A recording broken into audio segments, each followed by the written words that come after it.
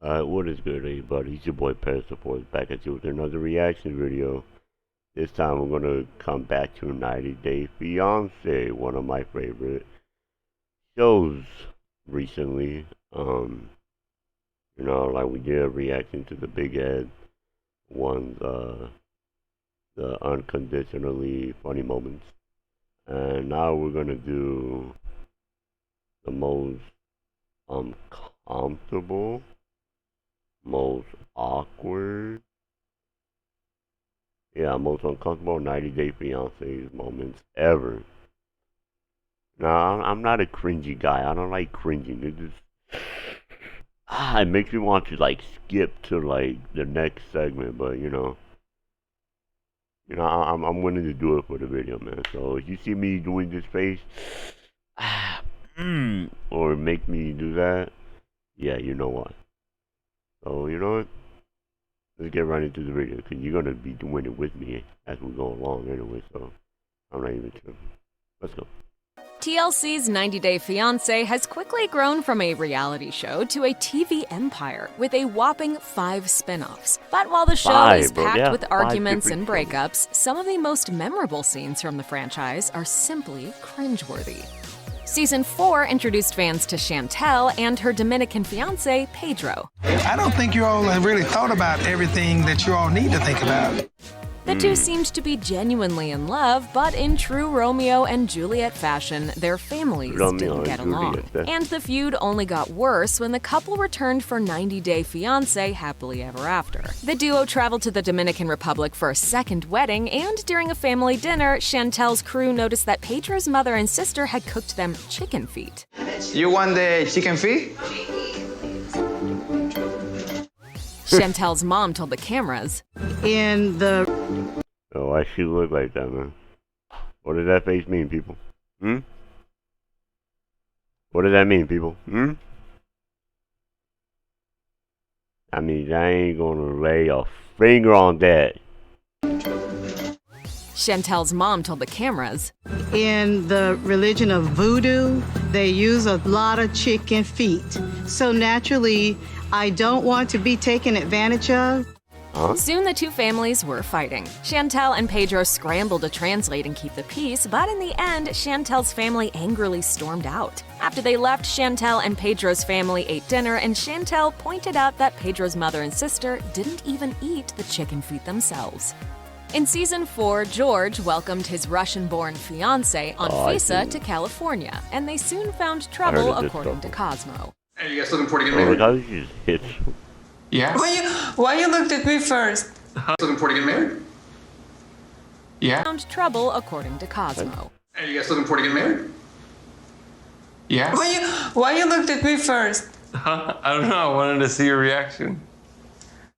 Anfisa and George's family didn't get along. Anfisa seemed to only be in the relationship for the money, and when George came clean about not actually being a millionaire like he'd previously claimed, their relationship hit the skids. Still, the two married and went on to star in 90 Day Fiancé Happily Ever After, where in one episode, George and his sister met with a lawyer to consider George's divorce options. Now I'm going to see a lawyer so that I could be done with Anfisa for good. Later in the season, a producer mentioned the meeting to the couple, and things got... Yo, the producers be snitching, man. It's not like the only time. They did it like in the regular one and the before 90 days. These producers, they want that drama, man. Hey, that ain't cool. That ain't cool, man. You know, my man tried to escape and he brought him right back into the prison, man. That's messed up, man. Weird. When is the last time you talked to Lourdes? I don't know. Was it when you went to the divorce lawyers? Anfisa was shocked. What's the problem? Yeah, like, they just said it like, Anfisa look. was shocked. What's the problem? Divorce lawyers? I don't know. Was it when you went to the divorce lawyers? Anfisa Like, was why would shocked. you say? What's the problem? No, Sorry, y'all didn't see me those people. Of course, George denied everything. I didn't go to no lawyer. What are they talking about? But Anfisa wasn't falling for her husband's claims. Just tell me right now. I just want to know what happened. Nothing happened. You're just making yourself look stupid right now. If you ever wanted to know what $21,000 looks like in a single month, this is...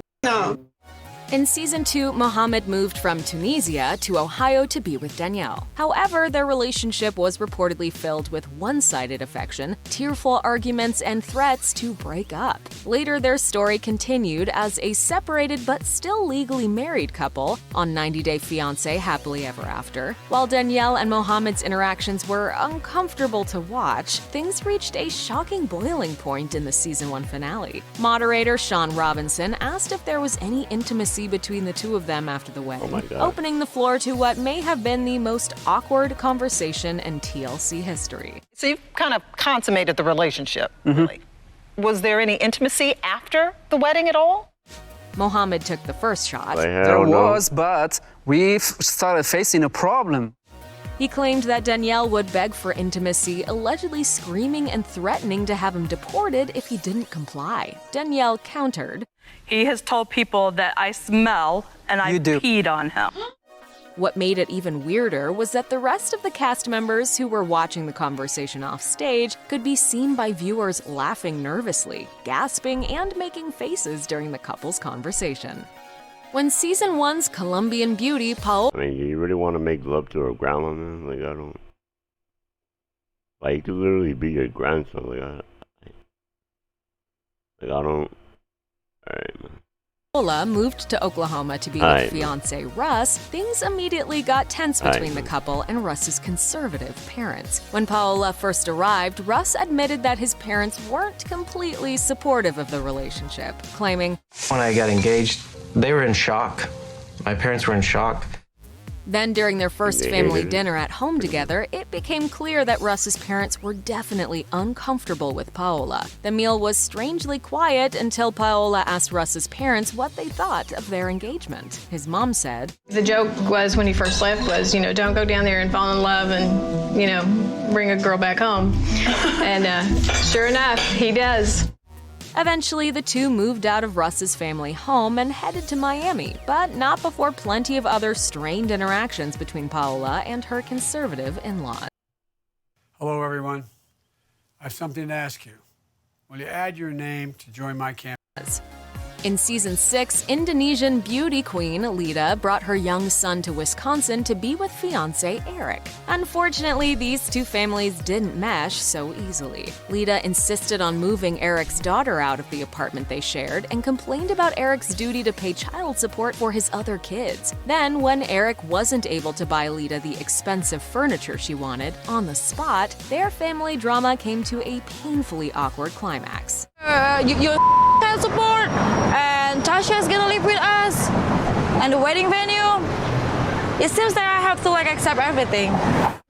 After Lita referred to his daughter as a, quote, burden, Eric defended his children, saying, "In America, family is what matters." Lita shot back, Then I don't want to get married then. Damn. Because of child support. Yeah. The two did ultimately get married, but Lita's issues with Eric's children didn't end. In February 2019, Lita was granted... I'm like, these ain't my damn kids. Why do I gotta take... Why do I gotta pay? ...a restraining order against Eric's daughter, Tasha. Larissa and Colt from season 6 had some serious issues during their engagement. There was drama with Colt's mom and even Larissa's arrest for domestic violence. Still, nothing was quite as uncomfortable for viewers to watch as Larissa's desperate attempt to impress her co-stars on the season finale. After arriving late, claiming her luggage was lost by the airline, Larissa stressed about looking great before joining the other 90 Day Fiancé couples. Soon, it became clear that Larissa didn't just want to look good, she wanted to impress someone in particular. She claimed, "Fernanda is jealous of me because she's ugly, I'm beautiful." When the couple finally made it to set, Larissa and Fernanda immediately got into an argument. Fernanda said Larissa and Colt were mean, and Larissa called Fernanda a brat. So because you are young, you don't have any charisma, and nobody care about you? Eventually, half of the couples left the set, and when Fernanda and John walked away, Larissa called after her, saying, "Try to buy a butt. Guys, this is..." Despite the age difference, Ashley and Jamaican-born Jay seemed to really get along. Jay moved to Pennsylvania to be with Ashley in season 6, even amidst rumors of his infidelity and Ashley's friends' concerns that Jay could be unfaithful. But just a week after the couple's Las Vegas elopement, Ashley caught Jay talking to another woman on Tinder. She explained, "He created the account the day we got home from our wedding. Ew. I can't even kick him out of my house. I'm responsible for him for 10 years. The scene got even weirder when Jay walked in the front door, sat next to Ashley, and simply said, "Wanna talk about it?" "Yeah, probably You wanna not." talk about it? Before season 6 star Kalani could bring her fiance, Asuelu, to let's the have a US, talk, she please. gave birth to their baby in her home state of California. During this time, she depended heavily on her sister for support and childcare, so when Kalani found out that she was unexpectedly pregnant again, she knew that her sister was going to be disappointed. Kalani finally broke the news to her sis, Kolini, the night before her wedding. I know it's like disappointing news and like horrible timing right now, but I just feel like either way, if I told you it was bad. In tears, Kolini walked away from the table, saying, Maybe Kolini's reaction was overly dramatic, or maybe it was just some sisterly tough love. Either way, it was intense. I feel like maybe he did do it to tie her down, and I just don't feel like her marriage to Asuelu is the best for her. In season 4, American-born Nicole right? So I visited don't her even know what to Moroccan do. boyfriend, Ozan. After some tension in their relationship, including doubt from Nicole's family and Ozan's comment about her size, She's big a little bit. The 55% one, right? Nicole was excited to get engaged.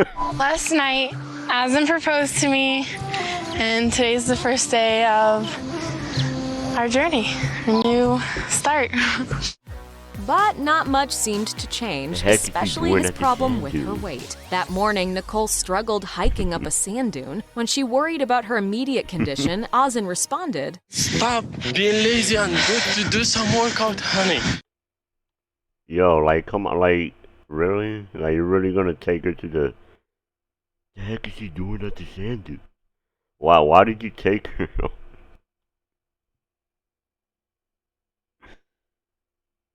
Like, dude, you already, like, you know, like, really? You're just making it look bad now. Like, it's not even, like, really? Come on now. Like, I get it, I understand, you wanted to lose weight, but come on. Like, it's like damn near the desert. I don't know, like, pass out, faint.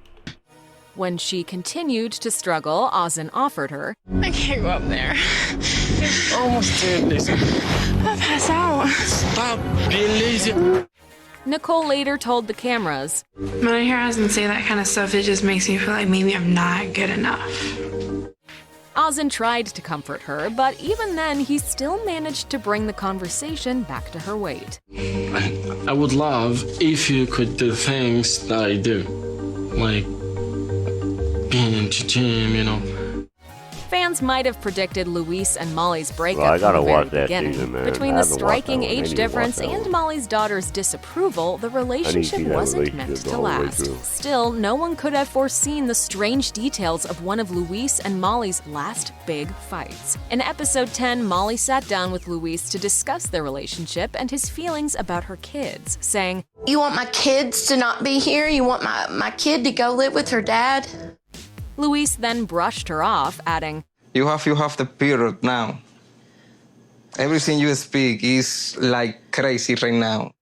Then he oddly started complaining about Molly's home decor. He criticized the candles and a Buddha statue, saying, I never see one Bible here. I never see one something about God here. Molly shot back, You're blaming an owl with a candle on the fact that you are an ass to my kids. When Molly pointed out crosses and scripture in the house, Luis shushed her. Finally, she stood up and said, Can't do this. I am not marrying you. In season 1 of Before the 90 Days, Paul went to Brazil to meet Karini, his soon-to-be fiance he met online. Things were already uncomfortable because the two didn't speak the same language and had to communicate through a translator app. But everything got downright weird when the couple decided to go swimming. You want to swim in the river? Yes. In Why do you episode say 5, that, man? swimming. You want to swim in the river? Yes. In episode 5, Paul explained that his doctor warned him about drinking and swimming in the water in Brazil, so he pulled out a small cylinder bag. And I had this little penis, I guess like a sheath protection bag. Huh? He went to the And I had this little penis, I guess like a sheath protection bag. He went Alright, man. See, look, now you're just being like way too extra. Like, I get it. Look, you have concerns, right? You're traveling to a different country, and like, you don't know, right? It's good to be cautious, but okay, now that's what I call an overreaction. Okay. You don't need to do all of that. You're just pretty much embarrassing yourself. You're embarrassing yourself in front of her. You're embarrassing yourself in front of everybody, man. Don't do that. Even if you are, don't do that. Hell, you should even say, even if you're gonna do it, don't say it in front of the camera. Like, hey, yeah, look, this is what I'm gonna put. to the bathroom to put it on, explaining, Definitely don't want nothing swimming up my penis. when he finally got in the water wearing a life vest and pants with feet, Karini in her normal swimsuit seemed to be embarrassed by him, and they soon returned to dry land. Like, look at that, bro. Like, look, bro. Like, how do you not look at this, right? How do you not think this through and be like, am I overdoing it? Like, how is that not? Look how she's dressed and look at how I'm dressed, right? She lived here her whole life. I don't think she looks okay. Like, I don't think she has anything, right? At least showing on the outside. So, you're overdoing it, man. You gotta live and let live, man. Yellow it, bro. Nikki and Mark's relationship was strange from the very beginning. The two who were featured on season 3 had a big age difference. She was 19 while he was 58. In fact, Mark seemed to treat Nikki more like a daughter than a fiance. When Mark picked Nikki up from the airport, Nikki admired the sights from the car window. At one point, she touched the glass and Mark asked, "You're putting fingerprints on my windows?" That's not allowed. It's not allowed.